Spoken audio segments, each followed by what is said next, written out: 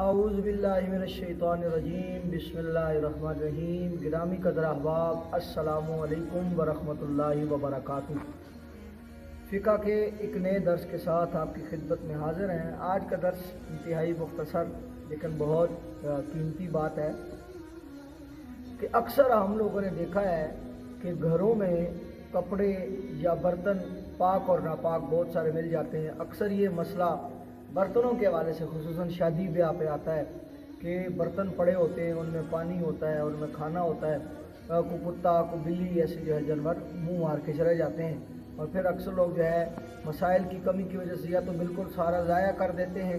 یا تو کچھ لوگ جو ہے اسی کو سرو کر دیتے ہیں۔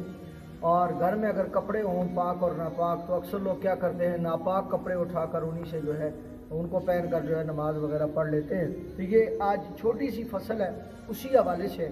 آپ کی خدمت میں پیش کرتے ہیں۔ علماء لکھتے ہیں لَوِ اخْتَلَطَ أَوَانٍ أَكْثَرُهَا طَاهِرٌ کہ اگر بہت سارے برتن پڑے ہوں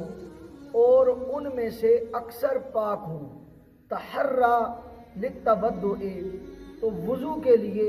بندے کو سوچنا ہوگا، وَالشُّرْبِ اور پینے کے لیے، وَإِنْ كَانَ أَكْثَرُهَا نَجِسًا اور اگر ان برتنوں کی کثرت جو ہے وہ نجس ہو، یعنی زیادہ برتن نجس ہوں، لا يتحرى تو پھر سوچ نہیں کی جائے گی، الا للشرب یعنی صرف پینے کے لیے آپ سوچیں گے کہ بھئی کون سا برتن پاک ہو سکتا ہے کون سا ناپاک۔ تو اگر آپ نے پانی پینا ہے تو سوچ کے جس پر دل بیٹھے برتن پہ کہ یہ برتن پاک ہے اس میں سے پانی پی لیں، لیکن وضو کے لیے کثرت کے ساتھ اگر برتن ناپاک ہیں، آپ کو پتہ ہے 5-10 کتے تھے اور انہوں نے سارے برتنوں میں منہ مار دیے، تو آپ وضو کے لیے جو ہے ان برتنوں کا یا اس پانی کا استعمال نہیں کر سکتے۔ ہاں پینے کے لیے آپ جو ہے اس کا استعمال کر سکتے ہیں۔ اور اگر آپ نے جو ہے وضو کرنا ہے تو پھر آپ وہ برتن استعمال جو ہے نہیں کریں گے، وہ پانی استعمال نہیں کریں گے، بلکہ آپ صرف جو ہے تیمم کر لیں گے۔ فرماتے ہیں الا للشرب مگر پینے کے لیے آپ اس کی سوچ کر سکتے ہیں۔ وفی الثیاب المختلط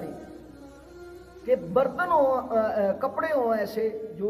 آپس میں مل جائیں، یتحرى سواء کان اکثرها طاہرا او نجسا کہ اگر آپ کے پاس بہت سارے کپڑے ہیں آپس میں جو ہے وہ مل جائیں، مطلب پاک اور ناپاک، اس میں کثرت کے ساتھ آپ کو پتہ ہے کہ ایک دو جوڑے ہیں جو ناپاک ہیں، 10-15 جوڑے ہیں جو پاک ہیں، لیکن اب جو ہے آپ کو پتہ نہیں کہ کون سے پاک ہیں کون سے ناپاک، تو آپ کثرت ناپاک کی ہو یا کثرت پاک کی ہو، دونوں صورتوں میں آپ کسی صورت بھی وہ کپڑے استعمال کر کے جو ہے وہ نہیں جو ہے وہ مشکوک کپڑوں کو پہن کر نماز ادا نہیں کر سکتے۔ آپ کو ہر صورت میں پاک کپڑے تلاش کرنے ہوں گے۔ بصورت